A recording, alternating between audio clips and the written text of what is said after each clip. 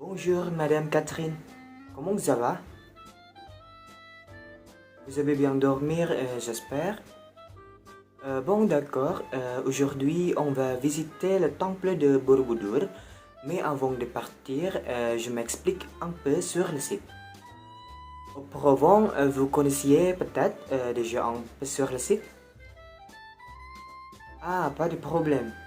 Bon, je vais expliquer.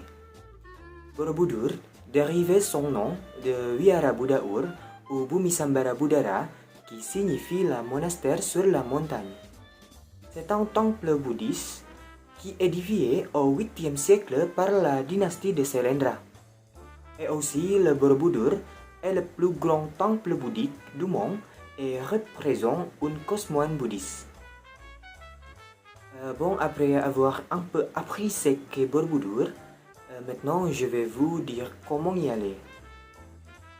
Il se trouve dans la région de Magelang, environ à 40 km de Yogyakarta.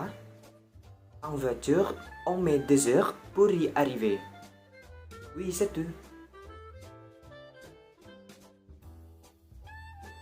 On va passer des petites régions, d'abord la région de Sleman et l'autre la région de Muntilan. Sleman et Muntilan sont les deux régions qui se trouvent au pied du volcan de Merapi.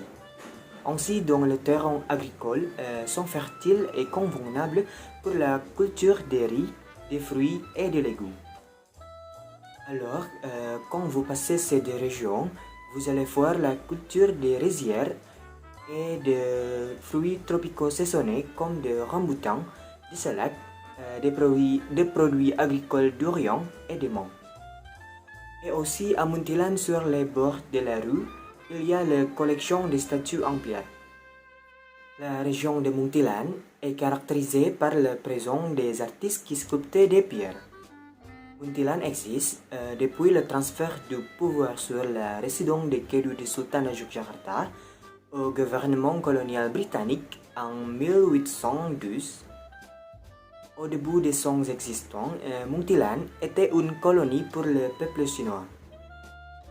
La partie nord de la région est montagneuse, avec le sommet du mont par la surface de Merapi à la frontière avec la province de Java central. Au sud de la région se trouve une plaine fertile. Parmi les principaux fleuves qui la traversent figurent le Progo, le Code, le Kuning, le Opak et le Tapu. Avant d'arriver au temple de Borobudur, il y aura le petit temple qui s'appelle Mendut. Mendut, c'est un temple bouddhiste du 9e siècle qui est situé à environ 3 km à l'est de Borobudur. Ce temple édifié du 9e siècle par le roi Indra de la dynastie de Sailendra, dans laquelle il y a 3 grandes statues en pierre sculptée. Au milieu, il y a la statue d'Ayani Buddha Vairocana. À gauche et à droite, il y a la statue Bodhisattva Avalokiteshvara et Vajrapani. L'escalier est orné de la statue de Makara. Le côté de l'escalier, sculpté avec un bas-relief de la fable de Jataka. Les murs extérieurs sont ornés de bas-reliefs de Bodhisattva, divinité bouddhiste.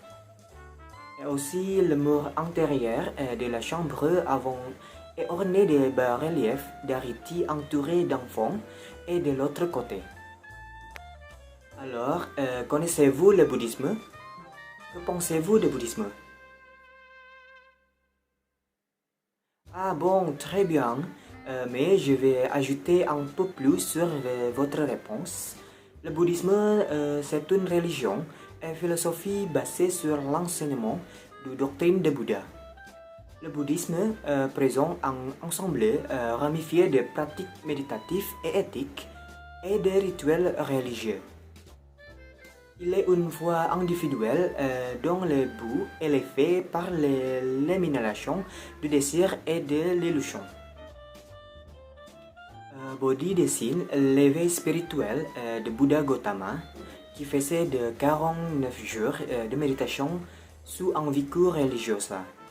Cet arbre est nommé de ce fait arbre de la Bodhi. Dans le bouddhisme, le dharma est l'ensemble des enseignements donnés par le Bouddha.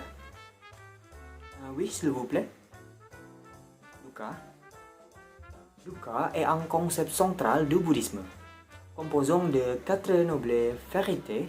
Ce sont la souffrance, la malaise, la sanctification ou mésexistence et mal-être. Selon le bouddhisme, la raison principale qui retient les humains dans le samsara est qu'ils ne comprennent pas que ce que dukkha. C'est tout. C'est la voie qui mène les humains à casser le dukkha et les amener à atteindre l'éveil total au nirvana. Que savez-vous de la loi du karma? Ah, pas de problème, je m'explique. La loi du karma est un concept essentiel dans le bouddhisme qui dit que chaque être est responsable de ses actes ou de son karma. Il faut améliorer toujours son karma ou ses actions par des bonnes actions. C'est tout. Ensuite, que savez-vous de le samsara? Ah, c'est très bien, mais je un peu s'explique pour le samsara. Le samsara est le cycle de renaissance et de souffrance des êtres non éveillés. Alors, l'objectif du bouddhisme est de casser le samsara ou la souffrance. C'est tout. Vous comprenez? Ah, d'accord.